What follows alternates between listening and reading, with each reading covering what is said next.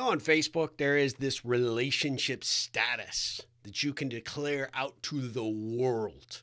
I'm single. I'm married. I'm in a relationship. It's complicated. There's these statuses by which we can declare our being to others.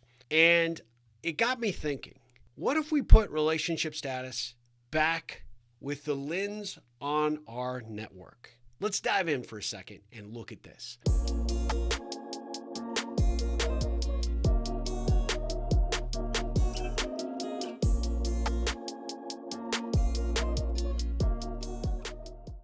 So relationship status, it is really interesting because I don't think people actually look at their networks in this way.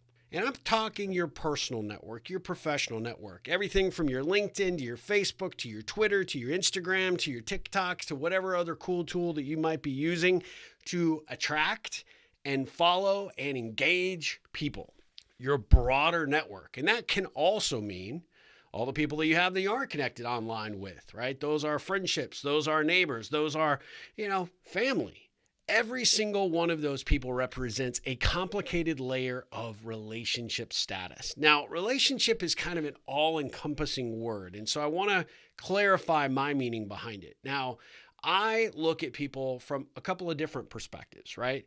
There are acquaintances. I know you, you know me. We maybe met at a party. We shared, a conversation. We exchanged business cards.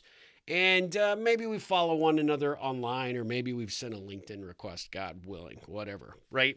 God help you if you do that. But I don't really have an investment of any nature in you. I might be able to pick you out of a lineup. I might be able to meet you at an event at some point and go, oh yeah, we talked at such and did such and things. But that's an acquaintance, right? And we get tons of those every single day. We probably have people that we would fall into this category, right? Could be the same person that you see at the coffee shop. You don't really engage them, but you give them that wink because you're like, yeah, we both need our coffee.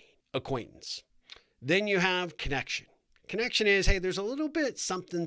There's a little more formal, engagement here, right? There's a little bit of took the next step. Like, hey, let's definitely connect. Hey, let's grab coffee. Let's get to know one another, right? And we probably bring ourselves into adding them to our contacts and our address book. We probably, accept a LinkedIn invitation from them, or we invite them. God help you if you do this to every single contact that you have, but whatever. Probably follow them on social, but that's kind of the extent, right? We've only kind of started to lay the groundwork, but we're probably not putting any additional heavy lifting into it.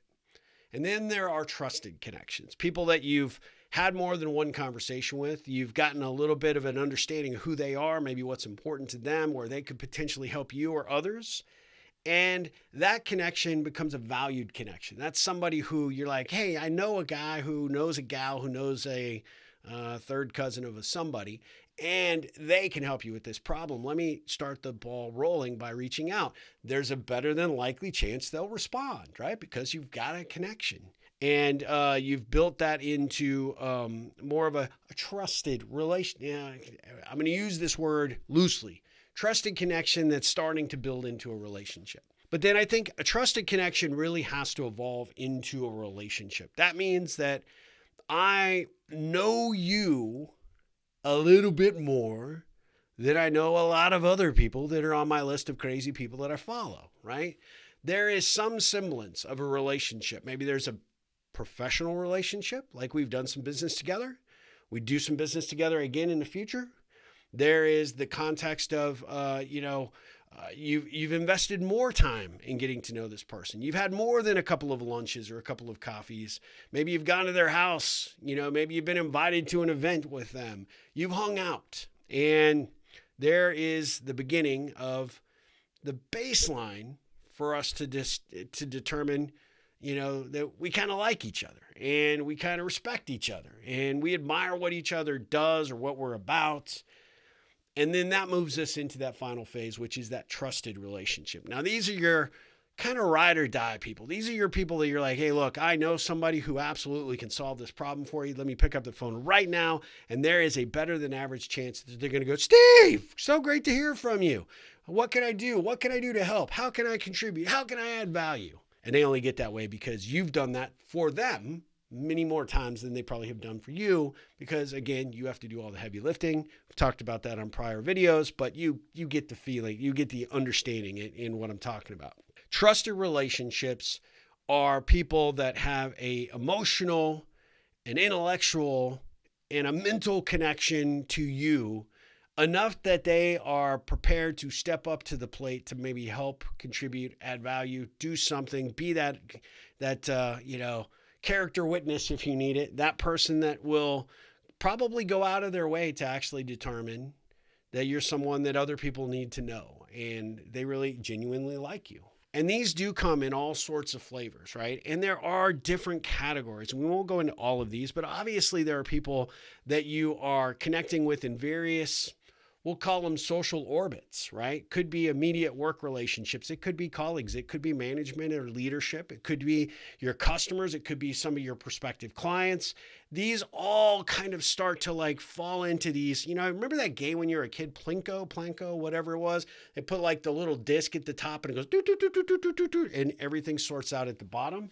That's kind of how everything relative to the people that you attract to your life kind of fall. And yeah, some is by, that game is all by chance, right? But at the end of the day, you kind of guide where you want your Plinko to go. And you say, this is somebody I'm willing to take the time, make the investment, really get to know this person and build a relationship with them. And is that relationship going to just stay here, or are we going to expand it so that it's a trusted, valued relationship, someone that I can count on and they know they can count on me? The reality is, when I think of relationship status, as you start to look through the people that are in your network, you start to figure out, where do you want to put your energies? Where do you want to put that effort? Who do you know that holds so much potential and possibility that you unfortunately just haven't really leveraged it up to this point? So you have to go hard to start to really put in the work, to lay more of the foundation, to build that.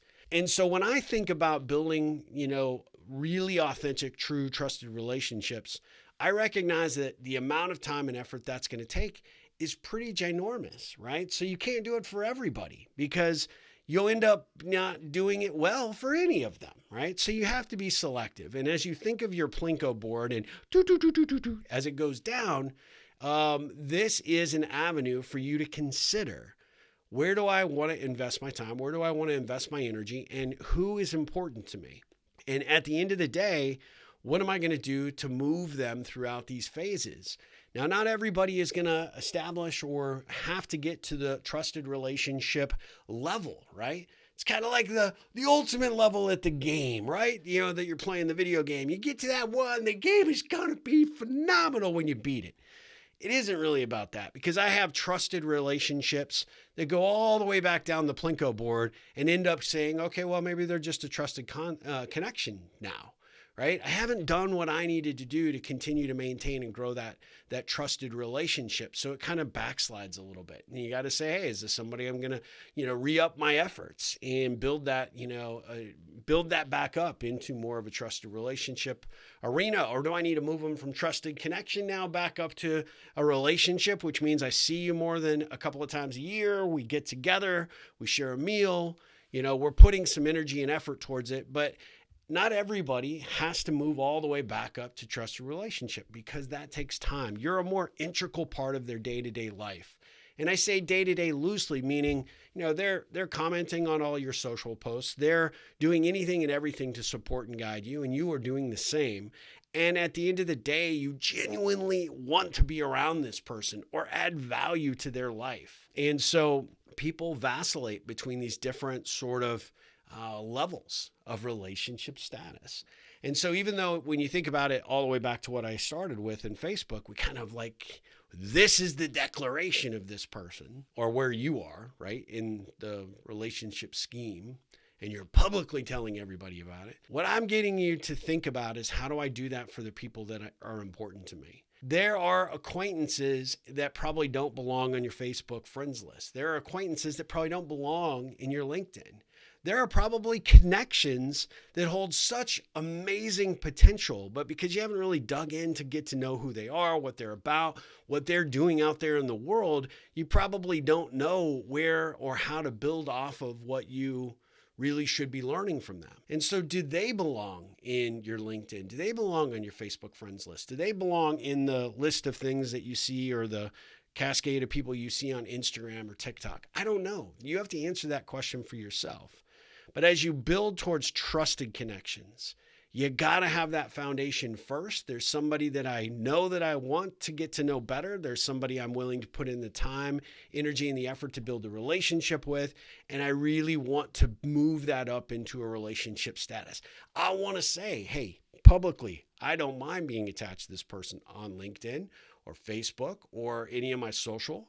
There are people that I would be proud to say I know them. I have gotten to know them a little better. I hope to get to know them a whole lot better in the future. And there are just going to be a huge cadre of people that kind of fall into that. But then there'll be the select few, the chosen ones that you're going to come back and say, trusted relationship. Those are the people that I'm going to move into that. And that requires a whole lot of heavy lifting to get this moving forward. I don't know what this motion is, but I'm putting on a backpack, I guess. I don't know. Heavy lifting to be able to keep and carry that relationship forward and continue to maintain it. That takes a commitment. That takes effort. And without question, it takes some level of continual strategy to continue to build there. So when I think about relationship status and I look at my personal, my professional network, this sort of helps me guide and direct where I want to put my effort, where I want to continue to improve and grow. And it is an opportunity for you to do the same. And so I encourage you to think about, when I look at this person on my LinkedIn profile or my list of connections on LinkedIn or my Facebook friends list or on my Twitter follow or my Instagram follow or whatever, what is my relationship status with this person? Are they an acquaintance? Are they a connection? Are they a trusted connection? Are they a relationship, true relationship, which could encompass friendship? That's okay too. Or are they a trusted relationship? Someone that I'm really contributing to and adding value to at least more than a half a dozen times a year. And if not, where do they fall on my Plinko board? And how much energy and effort should I be putting towards moving them from one stage of relationship status to the other? When you start going through this and you actually spend some time, not only are you going to create some space for the people who probably need to be there because you're kind of moving some people off the island, if you will. It's going to give you some great clarity about how authentic you are about the relationships you have or you think you have. And it'll be eye-opening for you in a big, big way to look at this and say, gosh, Steve, you got me thinking. I need to do a better job. I need to do more. I need to spend the energy and the effort to make this work. And I will say absolutely. But don't just talk about it. What are you going to do about it? Until next time, my friends, go out there, make a difference in the world, make a difference in someone's life, and you will make a difference in your own life. As always, ripple on. Baby, where I come from. Been a long time, been a long time, been a long, lonely, lonely, lonely, lonely time.